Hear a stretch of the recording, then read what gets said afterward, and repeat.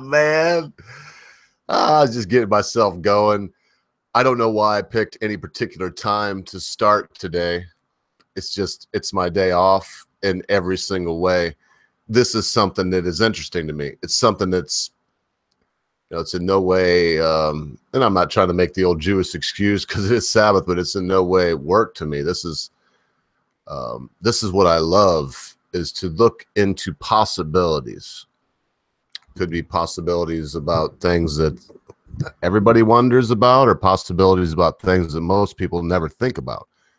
In my case, it's mostly the latter. In fact, as more and more people begin to talk about subjects that I've looked into, in some cases for years, and it becomes more and more popular, and every bloody person in Hollywood's going, oh, Illuminati, and all this stuff, and whatever, and doing all this.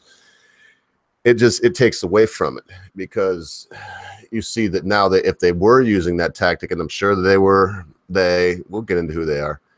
I'm sure if they were using that tact, that then they still may be, but those people are not in it, and they have now disguised it with this ridiculousness to the point where Illuminati, yes, they're there. But under that name, the name can change. The Bohemian Grove's still there. Skull and Bone, all of these things are still there. The CFR, Trilateral Commission, they're all still there. Nothing has changed. Are they still, Illuminati? Well, I don't know. I'm not going to say they're not. I'm not going to say they are right now. I mean, there is no is or isn't to me. It's they. This is what made this come about today, is the thought of this, the rise of Antifa, as Antifa stands right now. This whole idea of, they've gone beyond taking down statues, and now they're in the crazy realm of Fort Bragg, Fort Hood, and Fort Benning are named after, I guess, I really don't even know. I don't know. I guess Bragg, Benning, and Hood are all Confederate generals of some kind, or war heroes. So they were encouraging, the Southern Poverty Law Center said, they weren't encouraging, but with their speech, they were encouraging. They said, hey, until, these things are going to cause mayhem and bloodshed and all of this, and we must riot and storm these military bases. And I got to thinking, what is it? Something's going on.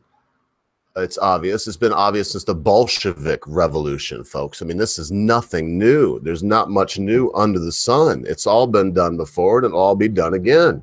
The minute you think you're the first one to think about something, you're probably thinking incorrect, probably thinking wrong. So I wonder often, what is it? Why is this going on now? Tear down the statues, storm the military bases, go get yourself slaughtered, march down the street like Antifa until folks start seeing that coming and are worried about their property and their cars getting burned down, and Antifa is eventually met with a group of people that are ready to do some bad. And with these morons, it wouldn't take much. You're talking about 30,000 people. When I watched them in Boston, I thought, oh my goodness. If there were 15 well-organized individuals with two-way FRS radios, family service frequency radios, they would easily be able to coordinate and just lay waste to these morons marching up the road unarmed and very un-American, borderline treasonous in a lot of cases. Why am I saying that? Well, because they're labeling people just like the black shirts did. You can't trust the Uden, right? Person's a Pole. They're not from the mother country.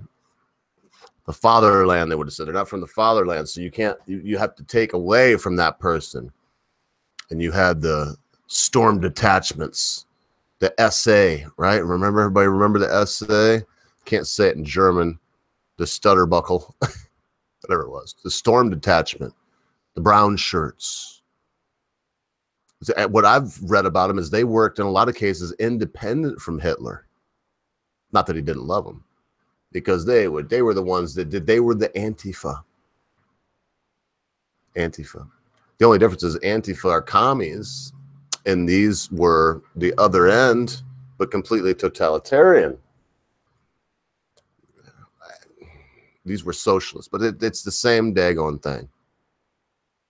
In the end, you have a group of folks that want to take your freedom away from you. Right now, I just want to start where we were talking the other day. I was having the conspiracy theory stream about this idea of population control. And I'm going to go into this. Maybe is that possibly why Antifa exists today? Are they some kind of, means to an end? A way to control the population a little bit more, starting this war? I'm not saying it is, folks, either. I'm just telling you these are things that can be thought about. So if you go to the Georgia Guidestones in Georgia, you'll see that there's a big monument, a big, huge, massive construction, and it has these things written on them. Maintain humanity under 500 million people in perpetual balance with nature. Guide reproduction wisely, improving fitness and diversity. Unite humanity with a living language, new language, it says. Rule passion, faith, tradition, and all things with tempered reason. Protect people and nations with fair laws and just courts. It's all this. I mean, this is weird. Let all nations rule internally, resolving international disputes in a world court. Avoid petty laws and useless officials. Balance personal rights with social duties. This is almost as crazy as the first one. Prize truth, beauty, love, seeking harmony with the infinite. And last and least, be not a cancer on the earth. Leave room for nature. Leave room for nature. So these, I mean, and again, I'm not going to keep going all over it. I didn't write this. This is what some crazy person put up as the Georgia Guidestones, this guidestone to humanity. But you did notice that the top one was maintain humanity under 500 million or less. And man, I'm telling you, there's one sure way that you can get that number down, the number of humanity. Let's just look at a couple real quick. Mao's Great Leap Forward killed 45 million people in 4 years. There are estimates that go as high as 100 million in total that Mao killed. Pol Pot, where he didn't, and just remember that Mao is a communist. Pol Pot, where he didn't kill nearly as many as that. Pol Pot was also in Cambodia.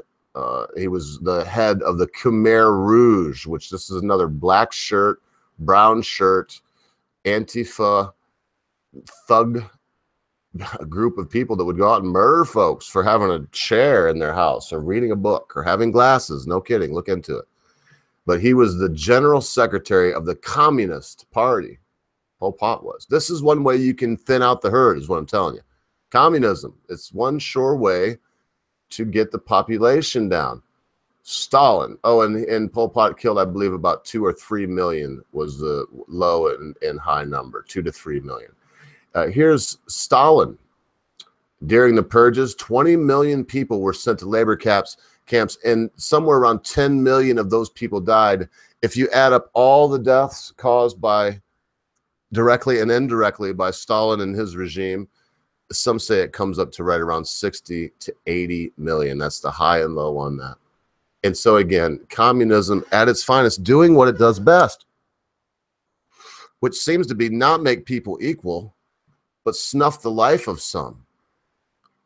And I'm telling you, why am I throwing these in here? It's because of this Antifa. It's because of this communist movement. Because let's look here real quick. I believe I can do this. You'll be able to hear me for a second, but let's look again and hear what Bill Gates has to say about population control. In fact, I'm just going to play Bill Gates, Ted Turner, and then I might save David Rockefeller for a minute. First, we've got population. Now, the world today has 6.8 billion people. That's headed up to about 9 billion. Now, if we do a really great job on new vaccines, healthcare, reproductive health services, we could lower that by perhaps 10 or 15%. But there we see an increase of about 1.3. Now, if we do a really great job on new vaccines, healthcare, reproductive health services, we could lower that by perhaps 10 or 15%. I could hear that 100 times, and it always shocked me every time. He's very clear that if vaccines and reproductive health services and all this, his form of healthcare is implemented, the number of people can come down significantly. I'm sure someone's going to say, well, he misspoke. No, he said that 3 or 4 times in this. There are several times where Bill Gates has said, there's even on this particular video, there's other times where he said the same thing. I'm just, I'm going to soliloquize for a little bit and say what I think and how I feel about this in just a minute. So I'm not going to let Bill have that time. And also, I want you to hear Ted Turner here. And this is a minute long. I want you to hear the whole thing. Why not Bill Gates again, man? Too many times you can find Bill Gates. Ted Turner, it's kind of harder to find this stuff. There's less of him saying these things, but it seems this time let his guard down and let you see that he is an Illuminatist, a New World Order stooge. He's one of them. Simple as that. So here you go. Take a look at that. Will be catastrophic. We'll have 8 degrees. We'll be 8 degrees hotter in 10, not 10, but in 30 or 40 years. And basically none of the crops will grow. Most of the people will have died, and the rest of us will be cannibals. Civilization will have broken down. What the few people who are left will be living in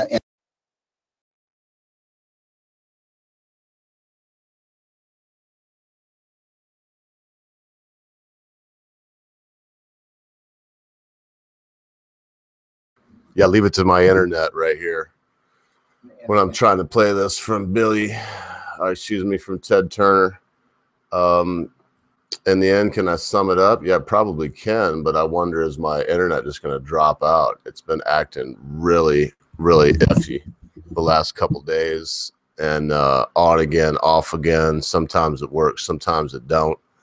I'm not sure if I should broadcast my image right now for thinking that might be taking up too much space. Let me X out Bill Gates here. I mean, I really don't know.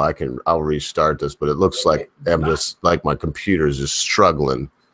And it's not the computer, it's the internet connection. It's just struggling to keep up with this information. So let me try this one more time. We'll see if we can get it straight from the horse's mouth here. Good old Teddy Turner. Take it away, Ted. doing it will be catastrophic. We'll have 8 degrees. We'll be 8 degrees hotter in 10, not 10, but in 30 or 40 years. And basically none of the crops will grow. Most of the people will have died, and the rest of us will be cannibals. Civilization will have broken down. What the few people who are left will be living in a failed state like Somalia or Sudan, and living conditions will be intolerable. The droughts will be so bad there'll be no more corn growing. Not doing it is suicide. Just like dropping bombs on each other, nuclear weapons is suicide. So we've got to stop doing the 2 suicidal things, which are hanging on to our nuclear weapons and global. And then after that, we've got to stabilize the population. When I was born, there so were what's wrong with the population? I mean, with too many people. That's why we have global warming. We have global warming because too many people are using too much stuff. But if there were less people, they'd be using less stuff. Well, you just started. If there were less people, they'd be using less stuff. I mean, you can see that the recommendations that are coming up from this are more of Billy Gates, and they're out there. Richard Branson. All these people are going along with what the Georgia Guidestones are saying. That they try to portray themselves as, because if you read the Georgia Guidestones, of which I just did, I ain't gonna do it again. It's all about nature and be in harmony with everybody and have morals and all these things. It's nonsense. Let me ask y'all a question. If someone gives someone else a 12-ounce glass of water with just 30 milligrams of strychnine in it, what's going to happen to that person that drinks that water? It's mostly water now. It's 9.99 water. 99% water, but it's got that little tiny bit of strychnine in it. And that's the deal with this whole illusion. Antifa is this conflict theory at work. There's no better place I can find conflict theory at work than when we look into communism. Why do I say that? Well, I'll show you right here. Let's look at the definition of conflict theory together. Will we? It says right here, conflict theory emphasizes the role of coercion and power in producing social order. This perspective is derived from the works of Karl Marx, who saw society as fragmented into groups that compete for social and economic resources. Social order is maintained by domination, with power in the hands of those with the greatest political, economic, and social resources. Doesn't say anything about, well, it does. I mean, that is, come on. And I can go deeper. There's more there, but I also want to look at this. Let's tie this in. There's two things going to work here very powerfully with this whatever's going on, man, that's pushing communism and wanting to take away the Western way of life.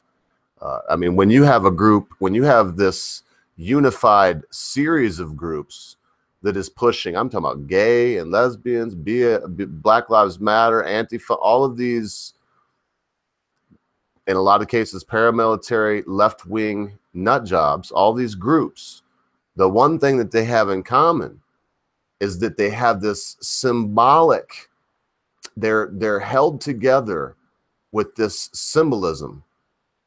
And this is something else, a symbolic interaction theory. And this is what it says. The symbolic interaction perspective, also called symbolic interactionism, is a major framework of sociological theory.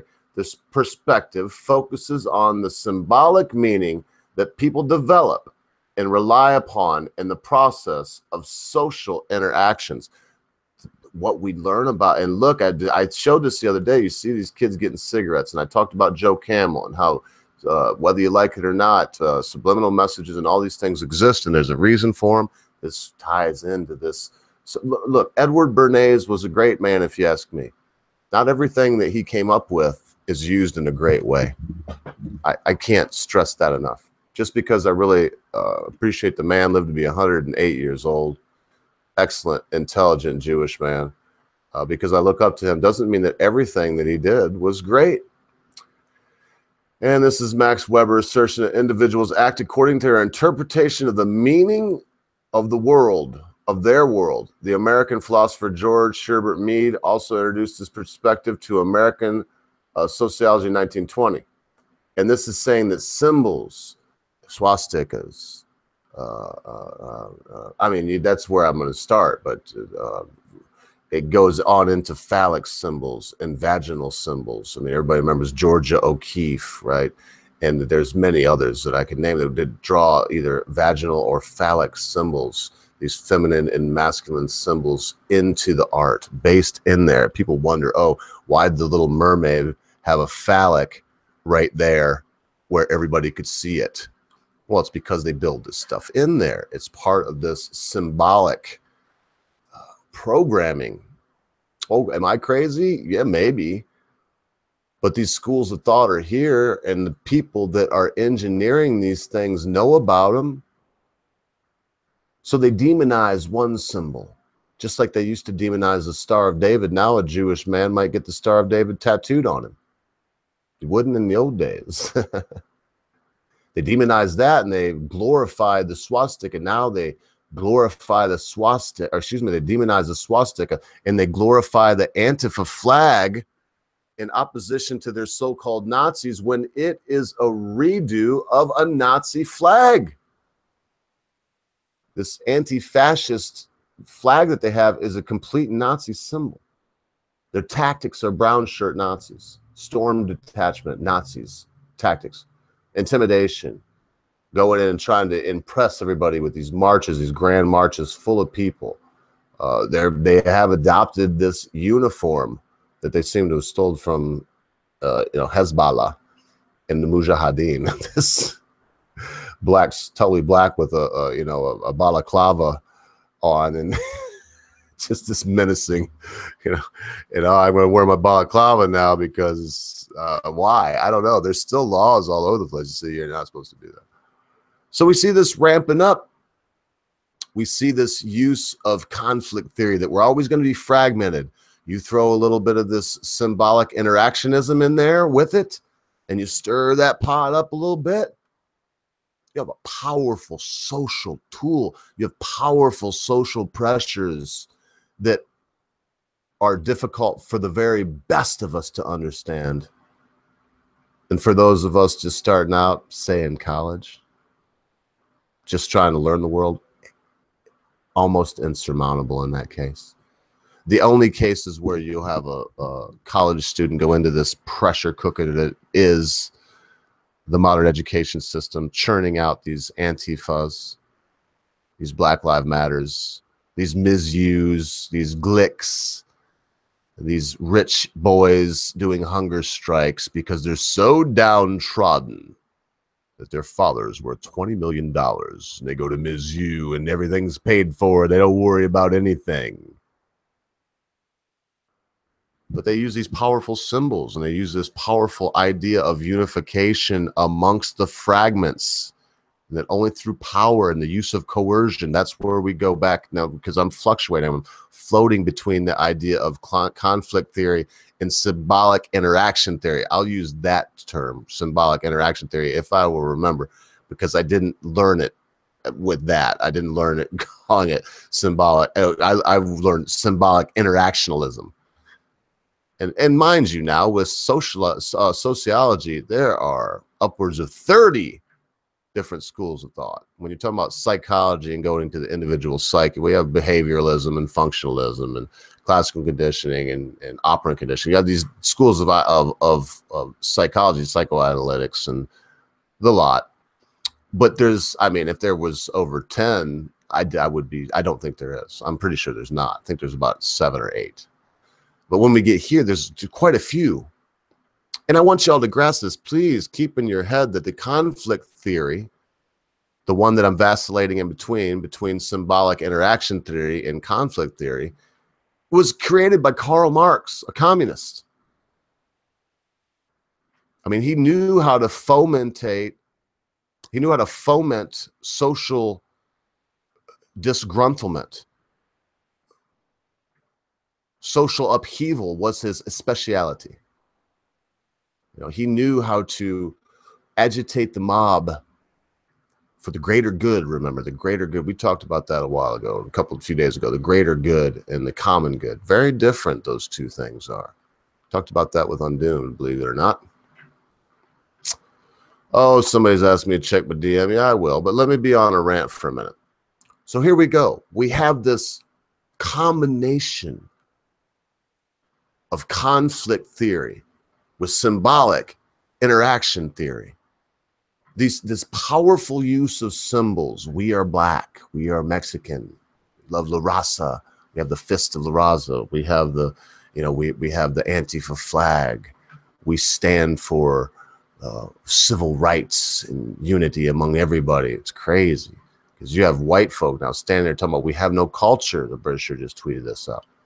Say, how can you stand there? You have no culture. You know nothing about your entire history.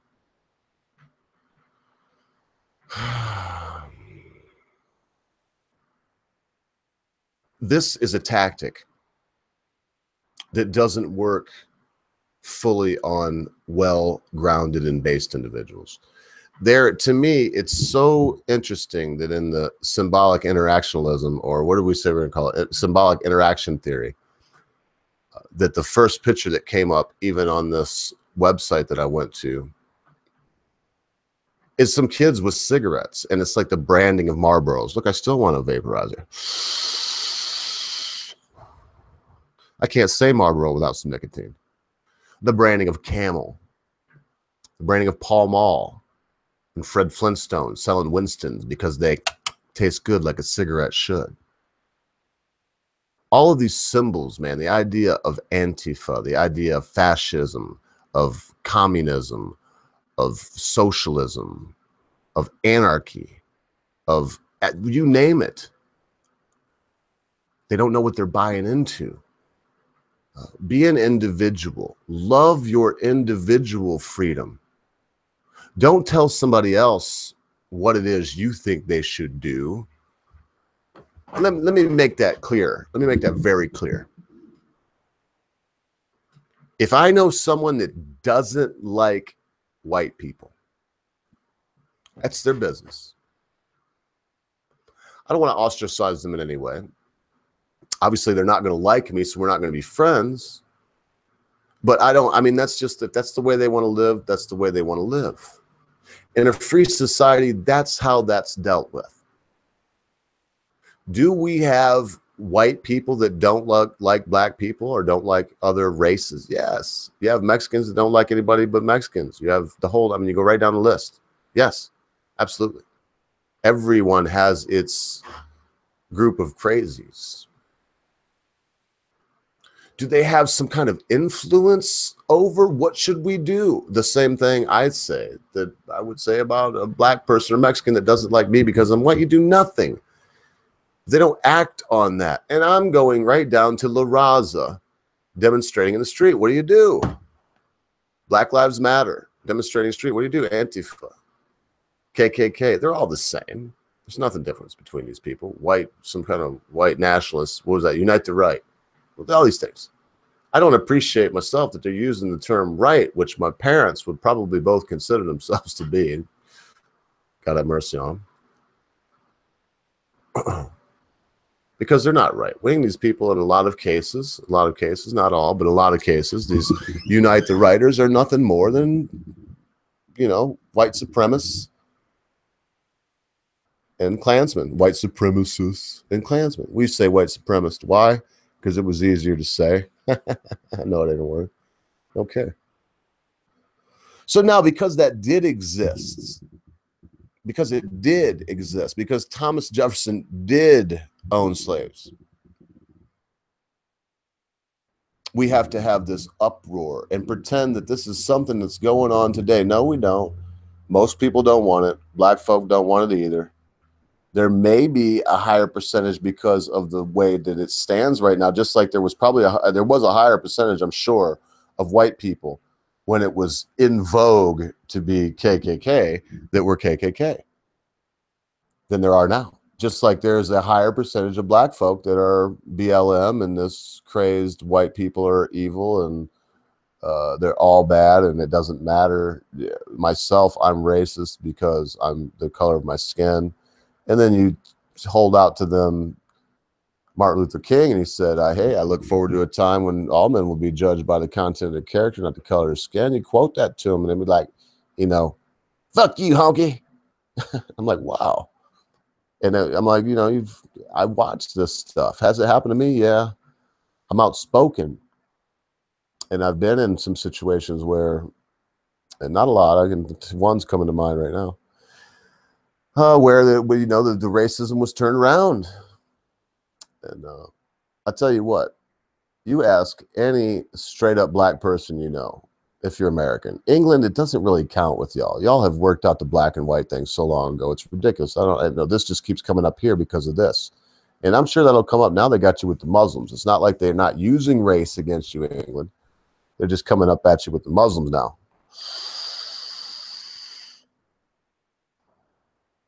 No, but I've been in these situations, and you know, no black person you will ask if you say, "Hey, black folk can't be racist." Man, I grew up for a couple of years. Everybody should know this. I was in a military school for a couple of years. Well, actually, I was in boarding school. You dig it? For a while, high school, and they had it racially spread out very evenly, and there was 5 white kids, 6 black kids, and 1 Mexican in the little unit that I was in. And tell you what, you ask any black person you know personally, is it racist? Yes, I watched it happen. You high yellow nigga, you ain't real nigga, and you dark nigga, you big boot lip nigga. You know, and I mean, they would hound on each other more than any white folks that I knew. And again, we were young, and that is when it's kind of revved up. We all were hard on each other. But at the end, they did seem to focus it. And I'm sure what would be told to me right now is, well, white people taught them to do that to make fun of how they look because they're, I don't know. I really don't know. But I do know this. The idea that there's not any racist black people is nuts, crazy. It's just like me sitting here saying there's no racist white people. In fact, I can only speak for one white person right now. Me. I could say I'm not racist. Speaking from that same vein, I've never really known any solid, hardcore racists. I mean, I just said I've seen it happen.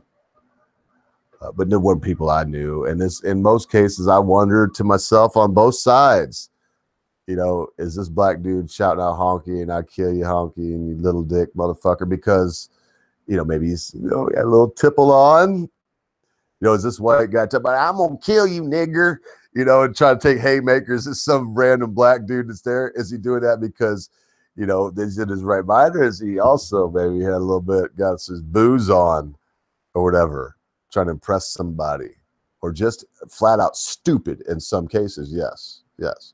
But it happens on both sides. To say that it doesn't is just to put your head in the sand. There's no way that you can look at that. And that's what's killing me. So they're using racism, right? It's very apparent. Using racism. I mean, in this country right here, I mean, you got to let everybody come in that's not from Europe.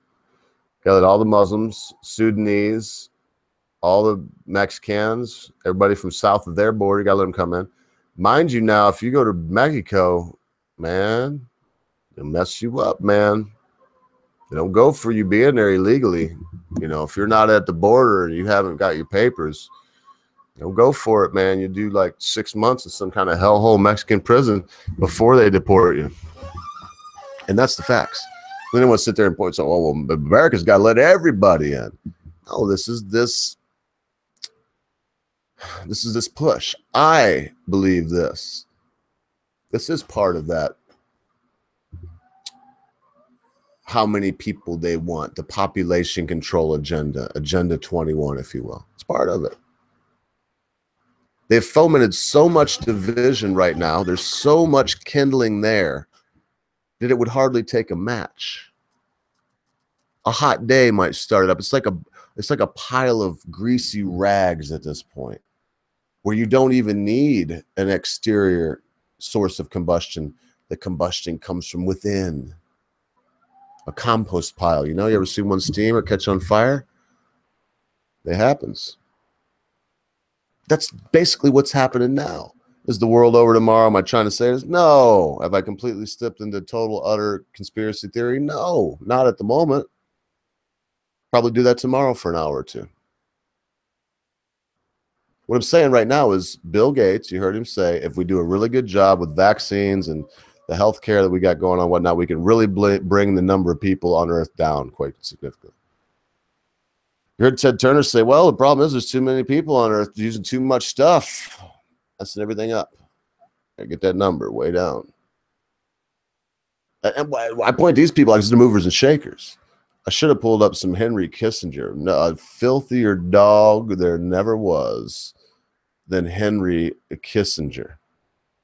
I mean, a flat out horrible individual in my mind. I mean, why do I say that? Look at his quotes. The guy was all about the New World Order, all about no way should one country make decisions of what happens. You got to have the world talk about it. No, I'm not only against the world talking about it, I'm against the country talking about it. I think it should be local. There should be local laws enforced by local law enforcement. It could be different town to town, city to city, state to state. One town might say it's okay to have hookers, whiskey, and marijuana, heroin, whatever you want. Town next door may say, don't let us catch you leaving the border of that town and coming into ours with it. Because we won't be happy. That's what law really is. You put law and you put it in this huge, ambiguous hand that by the judgment of population isn't really that huge. Not that many people. But when you think about it, man, there's Congress and Senate, there's over 500-600 people there. 600 people are there for all the mayors and judges and all of them. Oh man, there's thousands of politicians in this country. They all seem to be leaning one way. And if the wind blows any other way, oh my goodness, man, it's just the end of the world. Antifa's got to come out and crack some skulls. If anybody on the other side says it. Now, why do I think it's that way? Because the right is more freedom loving. The right that we have now, because we don't have the right that is Nazis at this point. And KKK, Nazis and KKK, white supremacists in the lot, don't exist here for all intents and purposes. They don't exist here. There's not enough of them to make a difference. I've compared them often, and I will continue to, with transsexual people. Should we be nice to transsexual people? You ain't gonna beat transsexual people up. No, that would suck. You want to be decent to them and everything else.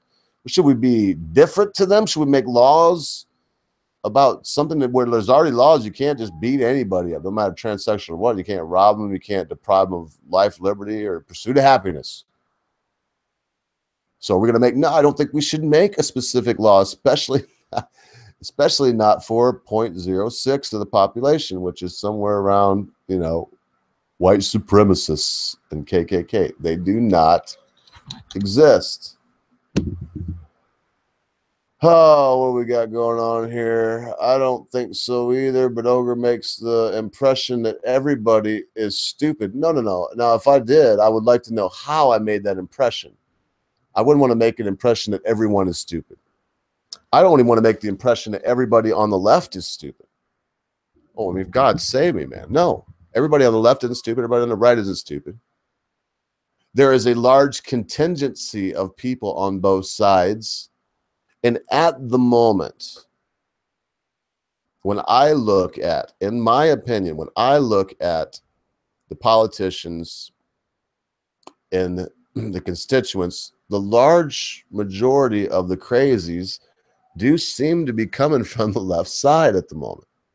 And it's like I said, it seems like the left is going way left and the right is pretty much staying where it's been for the last 30, 40 years.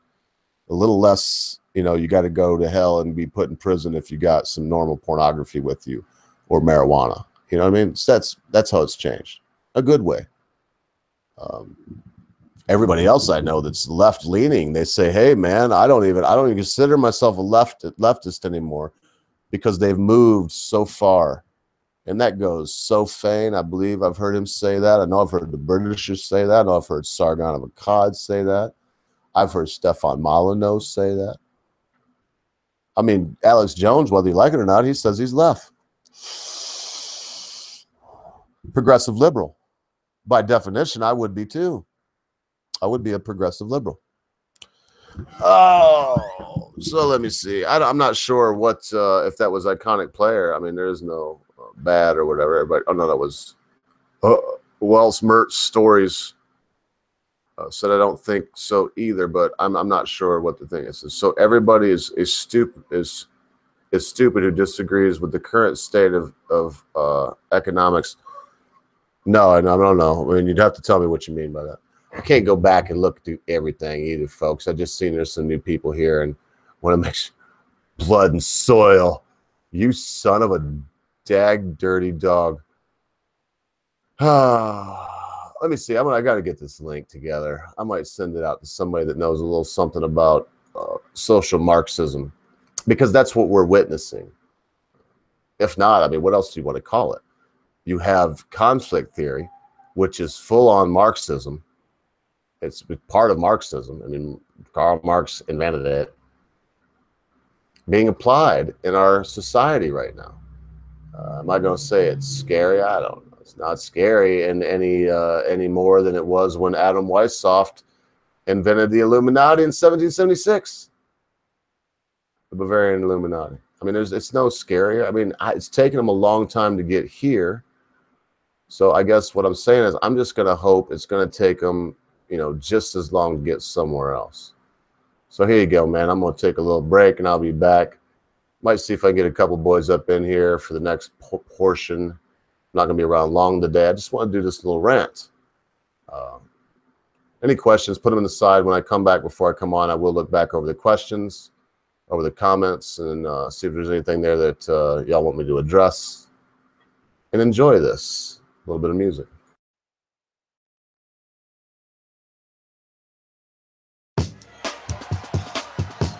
Love the flow. 69. Now it's time for new, believable people, and we must do it. If we don't control insiders, this will be over and over. To lead by an any big fat love, find common ground to halt the spread of lies, and we must do it big fat love, find common ground to halt the spread of lies, and any America first. America first, non-fatal. We want to build a much better, believable people, and we must do it non-fatal. Communication very much higher. America first, to lead by an any insiders fighting for insiders. Time to stop insiders fighting for insiders. More of insiders fighting for insiders. Time to stop insiders fighting for insiders. America first. Love the flow. 69. Now it's time for new, believable people, and we must do it. If we don't control insiders, this will be over and over. To lead by an any big fat love, find common ground to halt the spread of lies, and we must do it big fat love, find common ground to halt the spread of lies, and any America first. America first, non-fatal. We want to build a much better, believable people, and we must do it non-fatal. Communication very much higher. America first, to lead by an any insiders fighting for insiders. Time to stop insiders fighting for insiders. More of insiders fighting for insiders. Time to stop insiders fighting for insiders. America first. Love the flow. I know you made fun of my. I know you. Yeah, I know you. Holiday, as soon as I can get back on the road again.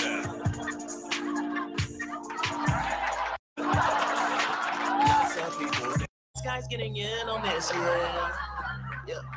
You used to call me on the cell phone.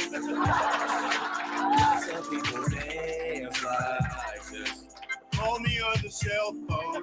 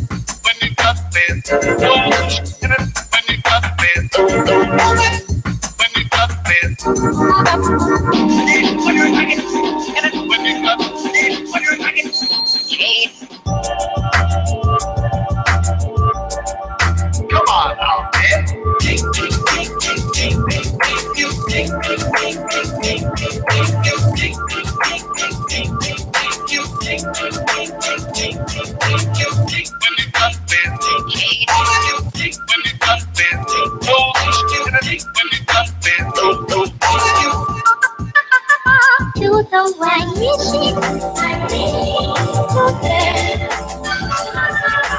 we are standing by open shoulder. I'm missing, we are standing by open shoulder.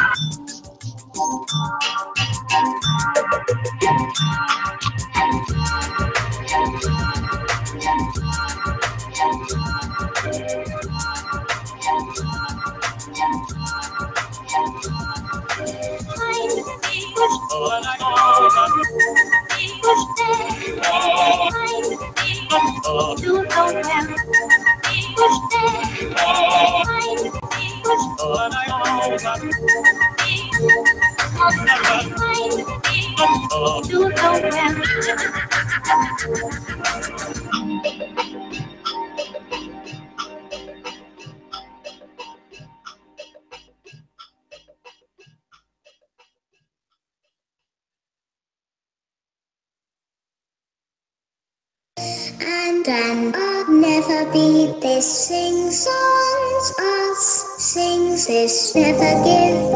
And I'll never be this. Sing songs, us sings this, never gives. And I'll never be this. Sing songs, us sings this, never gives. And I'll never be this. Sing songs, us sings this.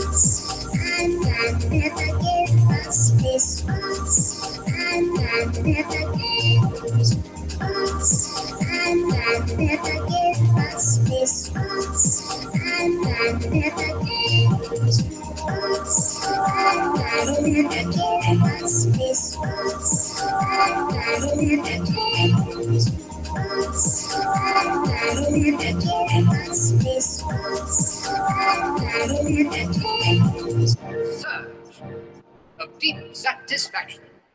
Well, it's a party now, man. Good to see you, Mad Dodge. I'm really sorry about yesterday, bro. I gave you a plug, just like I said. I was in your chat for quite a while. And the comment that I left in your messages is a secret code between me and Cabbage Patch. It really doesn't have anything to do with anything. Because I made a comment, you were like commenting on it. It's like, I don't know what I would say. I was like, I don't want to ruin it, but I don't know how to, say it in public. So yeah, just disregard comments like that where it's like, what the hell is the ogre saying? I'm probably speaking in code to a friend of mine. No, How y'all doing though? And I'm glad to have y'all here. No, thank you for the invite. Talking about not only Antifa, but is this maybe I don't know how much y'all heard or what y'all want to talk about. I'm glad to have y'all here. And thanks for the plug yesterday. I actually jumped 3 subscribers right after you did that. So thank you, sir. And I've been here since the beginning. So, yeah, I heard your whole rant.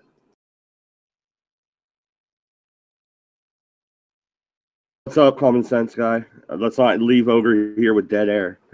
No, well, I'm trying. I just realized why I couldn't hear y'all. I think I just figured it out, common sense guy. I think I just figured out what it was because I keep going to my Realtek speakers, my Klipsch speakers. But what I got to do is I have to pump it through Voicemeeter. That's what I just changed. As long as I'm going to still be playing audio and stuff. So I can hear y'all now. So, I was talking in your chat a minute ago with that person from Germany. And, okay, so are the Nazis socialists or are they not? Because they are, they name themselves the National Socialist Party. I would consider them socialists. They are socialists. They are right-wing socialists. No, but socialist makes them left.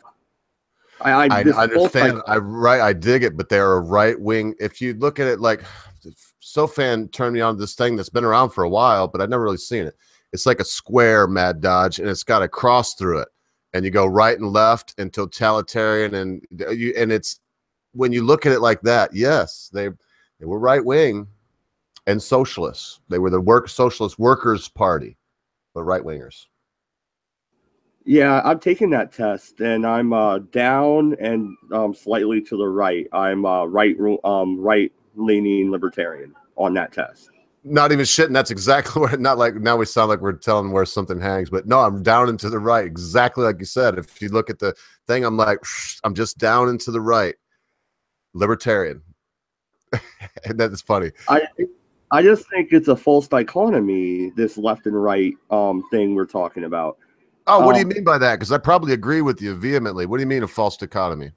Okay, so the left and the right are both on the same side of the dichotomy. They're towards dictatorship. They're towards full government control. So in other words, they act like they don't like each other, just like two wrestlers would. Like, I'm going to kick your ass next Friday, Hogan, and I'm going to get you Macho Man, the whole 9 yards. But when it comes down to it, they're both in the same locker room, slapping each other on the butt, and it's their buddies. That's what you mean by false dichotomy? Kind of, yeah. Kind of like wrestling. They're out there yelling at each other, but they're really on the same team. Yeah. And libertarians and anarchists are on the other side of the dichotomy. They're towards less government. So really the dichotomy is total government or no government. And you fall between that left and right. It's not Democrat on the left and Republican on the right, would be my point. Yeah, and I'm not sure if common sense guy is I think mama's home, and believe me, brother, I've been married 23 years, so nobody can tell me what it means about having a mama and keeping her. And I guess she'd probably say the same thing to some chicks, though. Y'all don't know what it's like to have an ogre and keep him for 23 years because it's a lot of give and take. But here you go, Buttercup. I want to talk to Buttercup, man. Not in this venue, kind of. It's just so funny, man. And I don't want to get off, but it kind of ties in because there was some folks that I know Buttercup just had some. I don't even know. I'm not going to get into that. I would leave it to her, them, and then not on this channel. It's just some, let me put it this way. Some things went down. And the tactics used against Buttercup were like as Nazi and brown shirt as it can get. And I've been in that situation. It's funny how some people are so willing to resort to that. Yeah. Yeah, and I don't know much about what happened with that drama. I won't talk about it either because I wasn't involved. But right, me either. Not me either. I am glad she is back on the internet. That's all I will say. Me too, I'm glad. dude. Me too, bro. And common sense guy, we cannot hear you. You might need to drop out and come back right back in. That seems to work when my mic's messing up. And let me say something to you, bro. Look, you know what? Do you feel like I blindsided you the other weekend when I had you on with Staggerson Jags? I hope you didn't. No, I just thought it was kind of funny because we are friends. So if I did have an issue with Stags, I'd go directly to him. So I thought it was funny because, yeah, we kind of turned it around on you a little bit. We just laughed about it. It's not about turning around or anything, but I hope that everyone appreciates what went down. I said, as soon as I heard that, I was like, I'm not going to go into exactly what the DMs were, but I was like, I got with Stag. I work with him quite often. I was like, Stag, hey, and I had no idea. I mean, I know that y'all are friends, but I wanted, let me be transparent, Mad Dodge. I wanted it to be abundantly clear that I didn't support intellectual thievery, but that I also wasn't sure that Stags was, engaged in that kind of thing. And then I found out, I don't know if y'all were just trolling me and having a good go at me or what. And it worked out great. However it worked out, I got both y'all to stream that day. But I thought about that, and I was just hoping that you didn't feel like I blindsided you, because I didn't, man. If it was a dickhead Mad Dodge that would have come in and been like, oh, Mad Dodge, fuck you, blah, blah, blah. No, it wouldn't have happened. But I know, Stag too. He's just cool. Just came down to it. So anyway, that's how I think things should be solved. Yeah, absolutely. And no, if I was in there and you guys just started dogpiling me, I would have just hollered back, left, and DM'd you and been like, you're a prick. You know what I mean? I don't like to be like, I saw that shit show when you got dogpiled, which we won't talk about. But if it was the same situation, I would have just left. I wouldn't have done what you did that day and stayed around to get the shit kicked out of me. I went back just recently because I got this big invitation, and I went to Discord just the other day. It did have to do with Buttercup, because I just sent her a link so that I can talk to her after off air, because I don't even know what happened, dude. I won't even lie. I don't even know an iota of either side of that, because I'm telling you, my crazy idea, and the Britisher just got right on. I think he had the same idea too, is to eventually have, an entertaining. You're doing the same thing, Mad Dodge. I'm really preaching to the choir here, because there's some folks, those I won't name, but there's some folk that are out there, man, they don't, it's just a shit show. You know what I mean, Mad Dodge? I'm listening to y'all last night, and you had that guy that looks like a dog on there. Kind of sounds, I don't want to say that. I don't know how to say it. There was a dude on there that's got like a dog in a suit as an icon. You had Cabbage Patch Bastard. You had Wolfshot at the very beginning. I mean, I was listening to y'all, and as fun as it was when it first started up, once y'all get going, I mean, we are listening to intelligent people have an intelligent conversation about the world. We're not listening to a bunch of high school kids that simply want to talk about Janie wore the wrong colored polka dotted dress today, if that makes sense. Oh, yeah, absolutely. And then after that, I went on with Staggerson, actually, on his channel. And he was talking about our so-called community, the skeptic community, as they call it. And I straight up asked him, I'm like, am I a part of this community? Because I pretty much just do politics and debate. That's really, I am anti-SJW, but that's not what my channel is about. My channel is about politics. And I guess just because I'm in the same circles as all of you guys, I'm a part of the community. So we're all in this shit together, man. We are. We really are. I mean, it depends upon how you look at it. Because like I said, there's some folk that but they're looking for is the next social drama to latch onto. Where in my whole deal here, I'm kind of looking for the next interesting thing in the world that's going on, not like a social drama between YouTubers. I mean, come on, man. I mean, what is, the only thing I keep thinking about is, what is this? Like 5th grade, 6th grade tops? Because I mean, it's fun is fun and done is done. And sometimes you control somebody control you. I mean, apparently you and Staggy kind of get a little trolling on the ogre, man, and got my goat a little bit. That's fine. It's funny. It all worked out. I mean, it worked out funny. And nobody's, but oh man, gracious.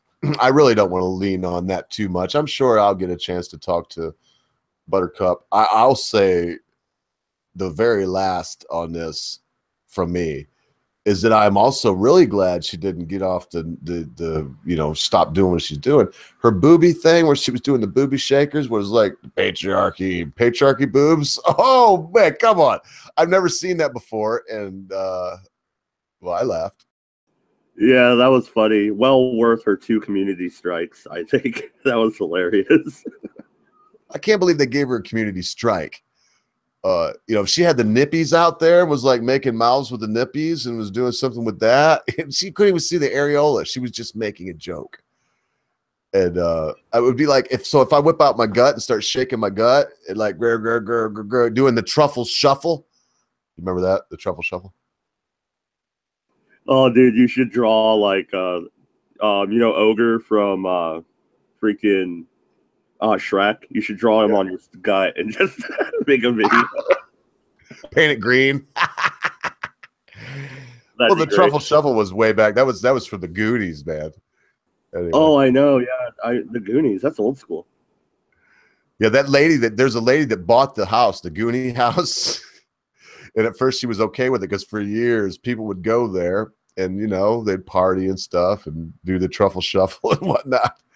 And so finally she got the city to step in and they put some barricades up a little ways away because it just never ended. But too bad. The way I look at it is you shouldn't have bought that house. You knew that was going on. Yeah, so what are we going to do about Antifa? Can we shame them out of existence, these commies? First, I would like to say, Buttercup, you're welcome on my channel anytime. I'm in your Discord. DM me. Because she said something in the chat. Second, Antifa. I don't like to violate the non-aggression principle, but maybe we should just hang them high in the street. I'm about done with them. Yeah. I mean, hang them high. That's coming eventually. It's gonna come. Here it is, dude. Boston is one thing, but when they pick the wrong city, oh man. I mean, they're going to do it eventually. They're going to go to Green Bay, Wisconsin, or Saginaw, Michigan. They're going to go to one of these. They're going to go somewhere where it's like, wow, even the black people don't like us here. And don't you think they kind of get that in the South? There's a lot of black Southerners that don't want the statues to come down either. Their family fought and died for the Confederacy. Whether it was intentional or it was forced, it still happened. Great. And I've got to play the Britishers part a tiny bit since he never comes by on the weekend. He's recuperating from life. But here's the fact. Maybe there's a lot of those statues, but they're going from one end to the other, Mad Dodge. Now they're like, ooh, Fort Bragg, Fort Benning, and Fort Hood are all named after Civil War soldiers. Therefore, I mean, the Southern Poverty Law Center said because it's going to cause so much havoc and mayhem that they needed to go and to these military bases and demonstrate, and it's going to end so poorly when they start this down this road right here. It'll end like you said, just they won't be hung in the street. I mean, when a bunch of civilians, Antifa or whatnot, try to bust into Fort Benning, Georgia, the 101st Airborne. Holy fuck. Yeah, no. And what are they going to do? Are they going to change the name of the Virginia Military Institute because Stonewall Jackson used to work there? What about Lee and Washington College? Robert E. Lee was the president of that college after the war. After the war, mind you. What are they going to do? They're going to take all this stuff down? And I think it's hilarious. They rip down statues, get arrested for it. And then Alabama the other day put up a statue to the forgotten Confederate soldier. So Alabama is putting up more statues as they're taking them down in Virginia. Yeah, well, good luck with that, because like I'm telling you, if they would poll the people, just like in South Carolina when they wanted to take the Confederate battle flag off of the South Carolina flag, it was over 80% of black people. There was a higher percentage of black folk that voted don't change our flag. And that's what they're going to find out when they talk about Alabama, South Carolina, North Carolina. The biggest rednecks I've ever known were in North Carolina, and they were people they call Lumbies, Lumbee Indians. The biggest redneck, 50 car in the yard, 35 dogs, some of them dead under the cars, but got money all the time. I mean, rednecks, and they're black. I mean, I'm from the South, but the first time when I moved to North Carolina, first time I met a Lumbee, and I'm looking at a 6'3" black dude, black. And he was like, "Hey, Bo, how y'all doing today?" And I thought it was a joke. I honest to God did in my heart. I was like, man, me and my wife we were just damn near out of teenage years. We're leaving. I was like, baby, did you hear that black dude? Well, no, and it's hilarious. They really don't know their history. The last Confederate army to surrender was Native American. It was in the Indian Territory, which is now New Mexico, I believe. They didn't surrender until almost a year after the war was over.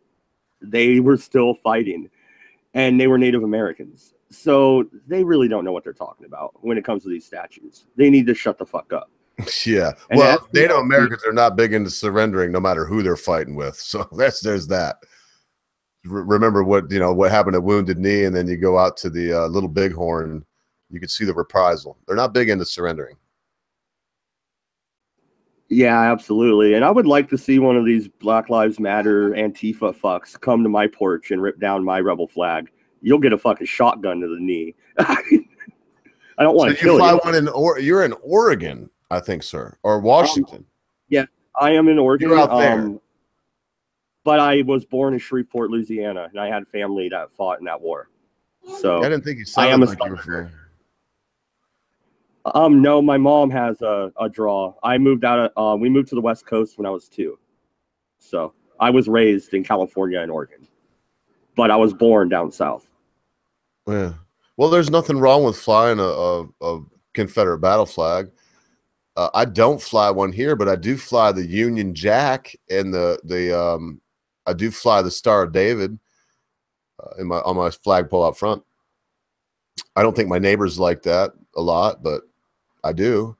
I just don't fly a Confederate battle flag now because I never have. Never have flown one. So that's a touchy subject with me, in that from Louisville, Kentucky, and then my other side of my family are from Cumberland, Maryland, all Jewish, and so there was very few. You had to trace back right at the very beginning of the Civil War. I had some ancestry that were in both places, but it was not much. I mean, it was like a second cousin once removed on whatever, one side or another.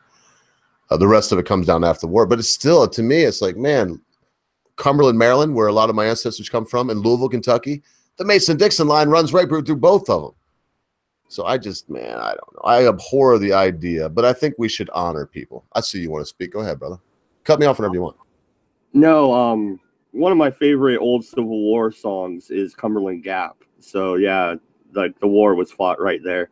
But the Secretary of State of the Confederacy was actually Jewish. They were not anti-Semitic, the Confederate States, anyway. All these racial tensions that arose after the war were mainly from Reconstruction, in my opinion. They were mainly from the carpetbaggers coming down south to steal whatever pieces were left after the war, as far as the Confederates were concerned. They were disenfranchised. They weren't allowed to vote. People that could not read or write were now their governors and the only people allowed to vote. And the Northerners were coming down and buying all the plantation land. So there was a lot of reasons for the racial tensions after the war. No, as far as the Sodom statues go, you're probably going to be shocked to hear me say this, but I said it in the video and I'll say it now.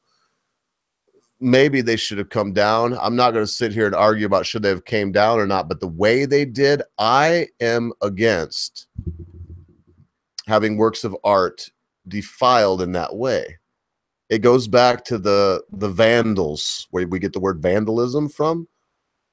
If you look at the ancient divisions of Rome, you can go to the Lombards and the Anglo-Saxons and the Francos and the Visigoths and the Ostrogoths. The Ostrogoths, the Visigoths, and the Vandals, they are no longer here.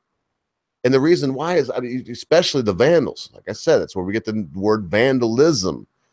They would go and bust up these statues and tear them down. And yes, it was in Trajan, and yes, it was Caligula, and yeah, it was whoever these people were that were. But don't we wish we had more of these statues now? So sure, take down the statue of Saddam, but they pulled it down, destroyed it, hit it with the famous one where they're hitting it with shoes, and oh, that was a big publicity stunt.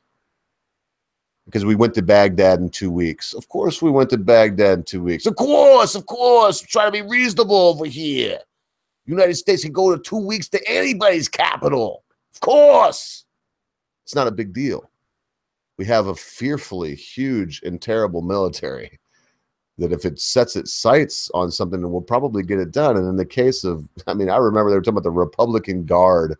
Oh, wait, man, when the United States runs into that Republican Guard, it's good. Oh, Lord, they were begging for sandwiches. They were like, oh, please don't kill us, American soldiers. Give us a bloody sandwich. We're dying in the fucking desert out here. Our BDUs have been gone for 3 days. We're almost out of water. And they give them water and sandwiches. That was the resistance the Republican Guard gave.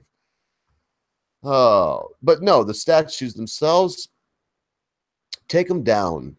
But take them down with some semblance of reverence for Saddam Hussein, for Pol Pot, for Mao, for Stalin, for all of them, for Lee. If you're going to take them down with some respect. Give someone a chance to take them from you. If you're going to destroy it anyway, hell, just make it so if they can bring a flatbed trailer that they can take the bloody statue. But keep them for posterity. I have to disagree. Don't take them down. Even Stalin, leave it up as a memory. You know, like this could happen again. Leave it up. And when it comes to the Confederacy, I'm sorry. Really? The South, the Confederate soldiers were recognized as United States soldiers in the 70s. These are like taking down the Vietnam Memorial, okay? It's the same issue legally. I don't care what your view is on it. That's a fact. So, well, some sorry son of a bitch defaced the Tomb of the Unknown Soldier. Did you see that? No, I didn't. And how did they get away with that? They have a soldier posted there. I don't know. They went and they've spray painted it. They just defaced the Tomb of the Unknown Soldier. And it was this, you know, the Antifa. Well, and look, before I say who it was, they didn't catch him. So just like Matt Christensen just had a great video about these people, and I wish I remember what state it was in, Arkansas or Alabama, something like that. And they came and they found these things taped to the window that was like, "This is white power," and it had just some random stuff on it. I don't think that there was any. It's going to either turn out that they won't catch him, or that was a false flag. And probably, who knows with the unknown soldier, man? I have no idea because they didn't catch him. So I don't know who did it, but somebody did deface that site. That's the slippery slope. So I'll be honest with you, Mad Dodge. You don't disagree with me, because if I was to tell the honest truth, don't take any of them down. If somebody was so great and so powerful at a time to erect a statue to themselves, or to have someone else erect a statue to them, if they were evil, then like you said, you leave it up so everyone can point to that and say, remember the time when this person was that powerful? We can never let it happen again. I don't know. Yeah, absolutely. When you start removing all this stuff, then you're destined to repeat it, because you will forget about it. They already teach in school that the South was a bunch of bigoted, evil slave owners. All right. The only people that get a different point of view are people that read themselves when they're adults, like I did, or kids in the South who are taught from their parents that, you know, Robert E. Lee wasn't evil or whatnot. Start removing the statues, you start indoctrinating the kids, and the history will vanish. The only thing the South will be remembered for is slavery, and that's not what they fought about, in my opinion. Well, it's kind of historical. That's not what they fought about. At least Abraham Lincoln said he would never throw the states into a war over slavery. General Lee said he would, if it was in his power, he would buy every slave and free them if it would keep us out of a war. And so I know that you're there, first ranker, and that's why I mentioned that. That's just off the top of my head. I was paraphrasing those quotes, but that's what they said. And we got to look at the fact that if you look at the quotes, if you look at what the men said, General Lee was actually much more against war than probably anyone, except for maybe Lincoln. And Lincoln was so against war that he said the opposite. Instead of saying, hey, I'd buy them all and free them, he said, hey, I would never throw us into a war over slavery. And where was the war of the Civil War fought over slavery? Anyone that believes that is they're either a fool or they haven't read history. No, states' rights, that's as simple as that. Could go in a lot more detail and explain what I mean by states' rights, but that's what it was fought over. The right for a state to say you can smoke marijuana here if you want. You can have a slave here if you want. But there you go.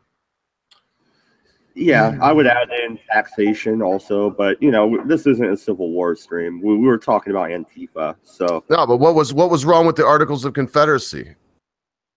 I mean, I've been talking about a lot of stuff, but the least government, the better, if you ask me. And so as soon as they did away with the Articles of Confederacy and did that was a problem. They should have stuck with that, man.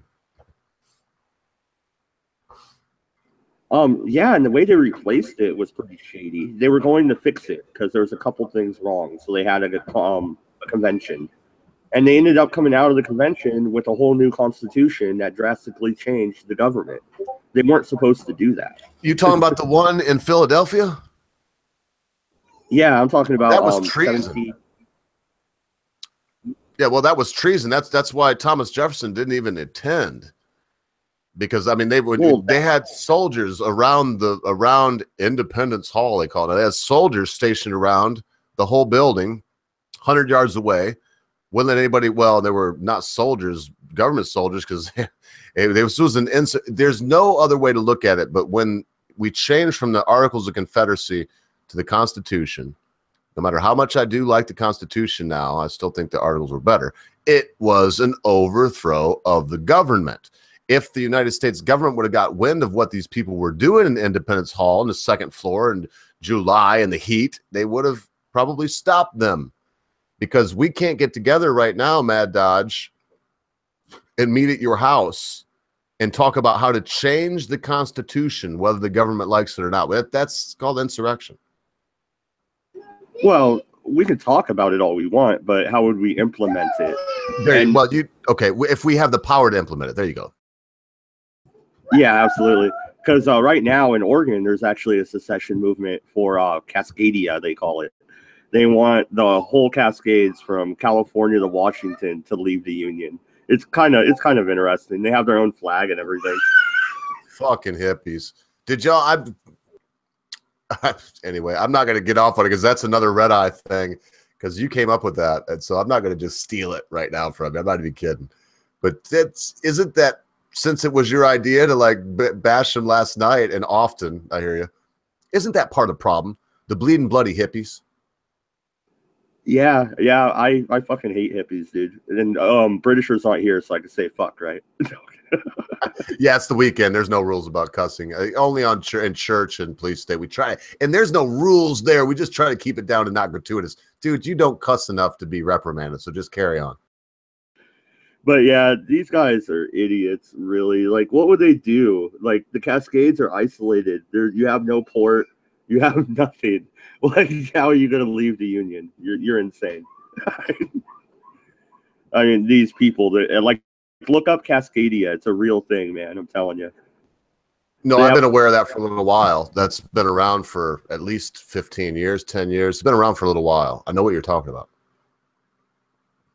The Cascade, the breakaway, that's crazier than the Cal exit. It's just, like you said, what are they going to do? They've got all the timber they want till they sell it to get food. Yeah, right. Have you heard about the Free State of Jefferson in Northern California? They want to leave. They want to just create their own state. So, like, at the Oregon line to just above San Francisco, they want to create the Free State of Jefferson.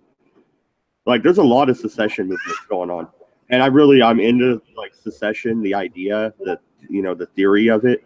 So I look into these groups. I've never heard of the Jefferson. What'd you call them? I've never heard of the last one you just said. The Free State of Jefferson. Never heard of that one. I imagine there's quite a lot of these kind of things springing up. You said you look into it. How many are there across the states? Oh, I couldn't give you a number. There's still Confederate groups out there in the South that want to leave. Oh, yeah, of course there is. There is. So in other words, but it's along that scale. It's along the scale of doesn't hardly really even exist. I would say the idea of secession is alive and well, but the movements aren't strong enough to make it a reality. You know, I'm acting like this is all freaking the weekday. I'm shooting this damn. I'm shooting the link to the Hangout out in the chat. I might even shoot it out on Twat just for the hell of it. See what kind of crazies we can get in here, Mad Dodge. You never know what kind of takers you get on Twitter, man. If you just tweet it out to the whole massive whatever. Sometimes no one, but you never know. You might just get some crazies come in. Yeah, I do that on the Red Eye sometimes when it's late at night and I've seen you. And late at night for you is bloody. I very seldom see Red Eye firsthand.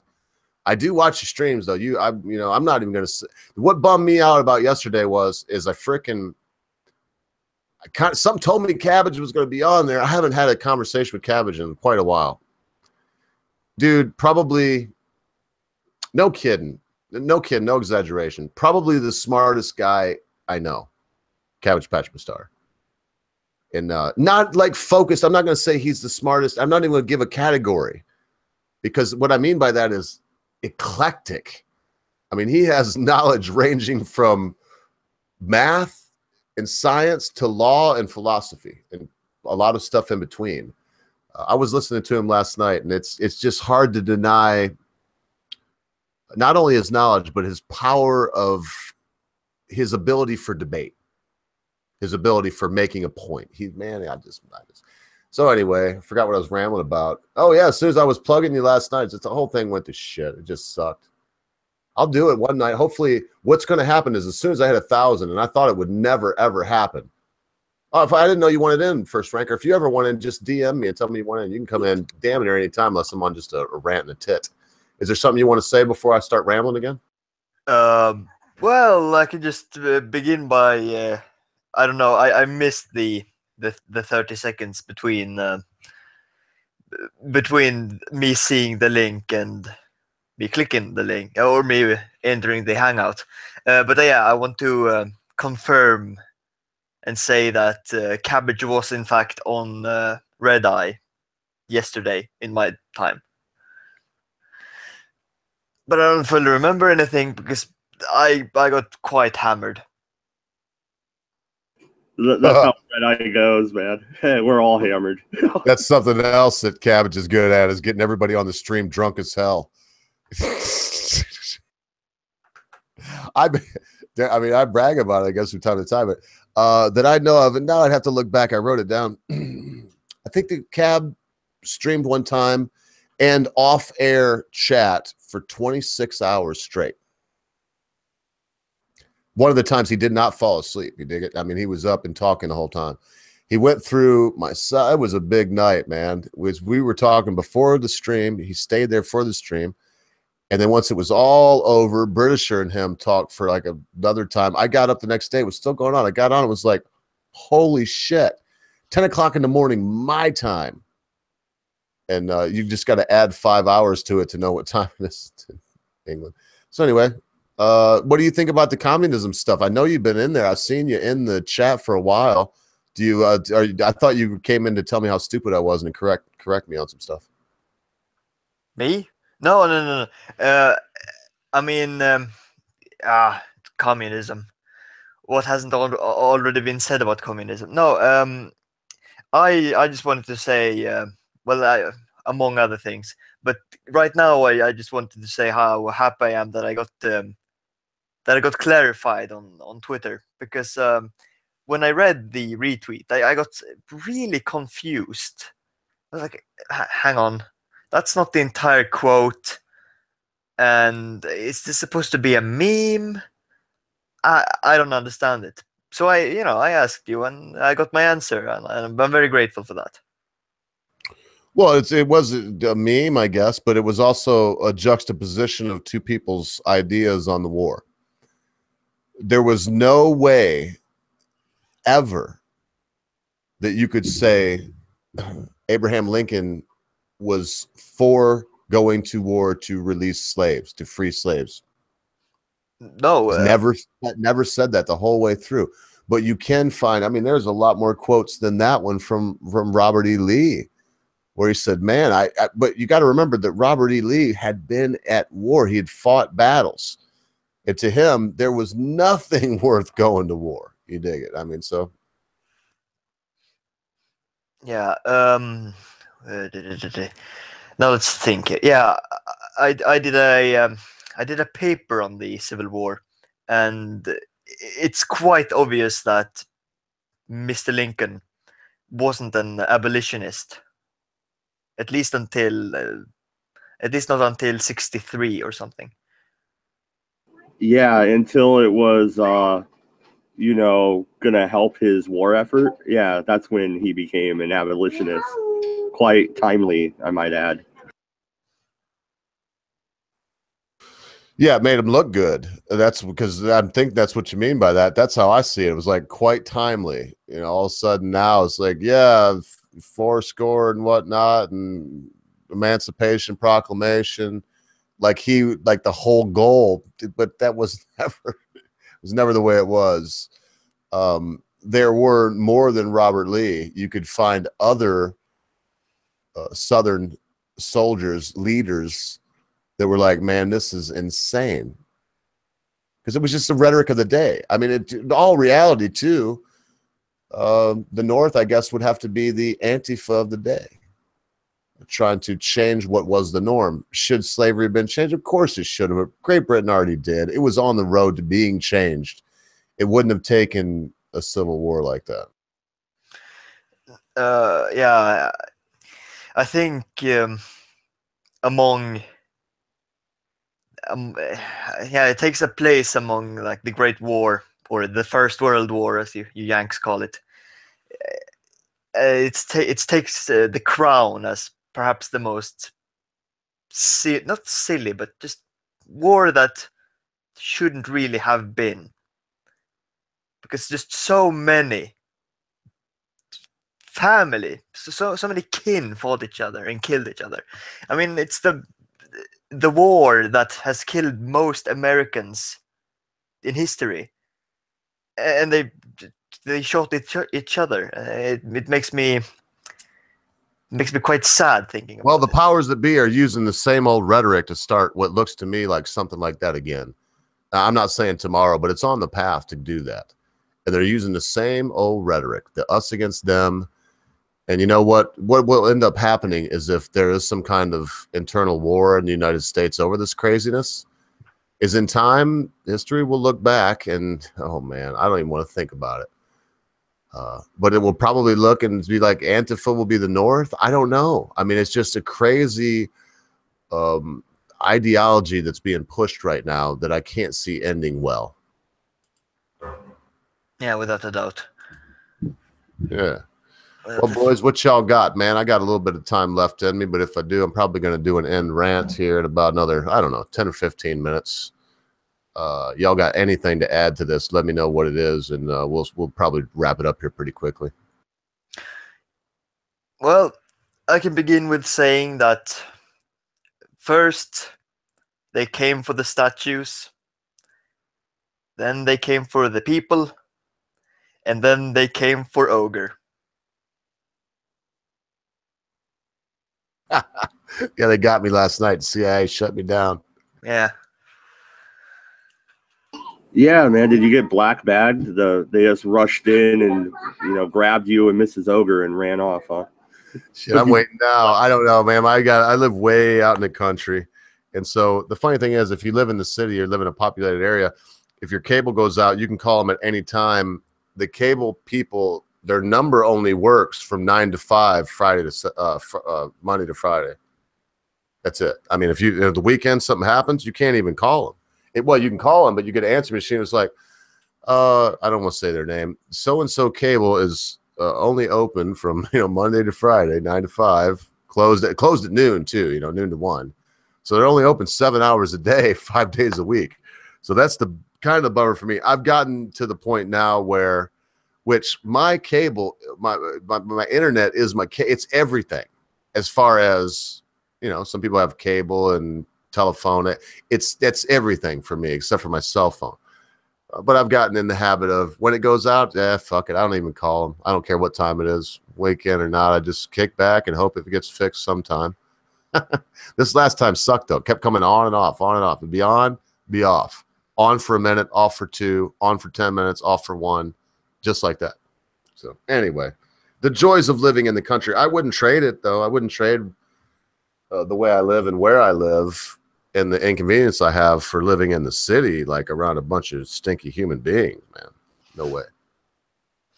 Yeah, I can wholeheartedly agree with that. I mean, I live in the forests most of the time, and as soon as the faintest thunderstrike or thunder comes on, all internet dies. It doesn't matter if I unplug everything. It doesn't matter how careful I am, how surgical I am.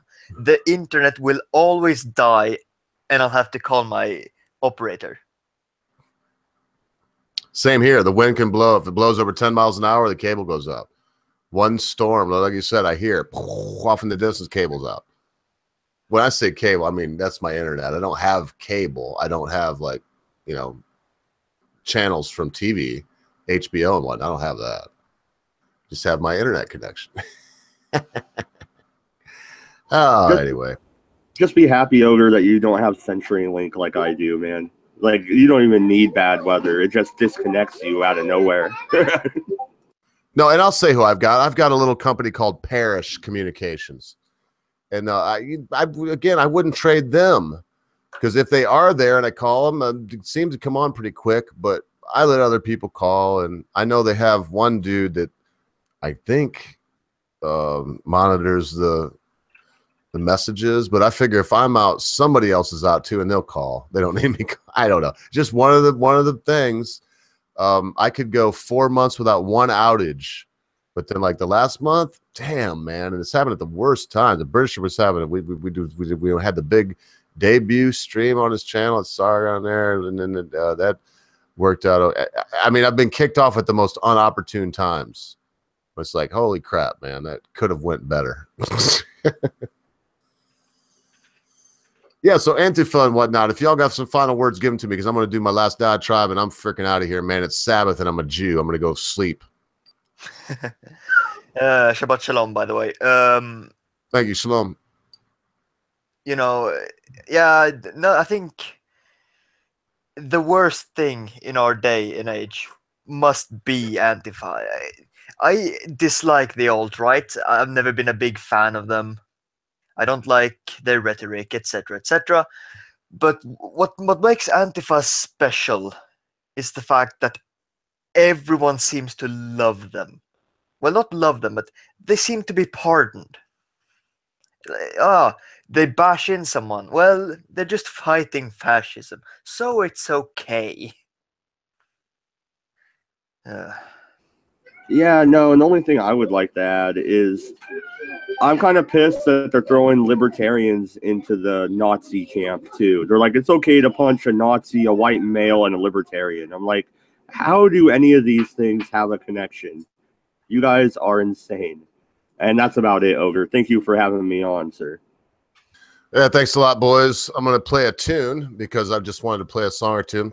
Y'all are welcome to stay or cruise, but I do want to talk to Buttercup, and so one way or the other, if y'all are here when it's all over, I'll just go somewhere else. And it's not because I don't like both y'all. Both you people know it.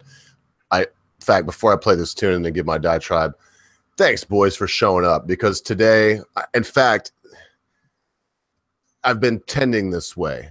I really keep it down with who gets on.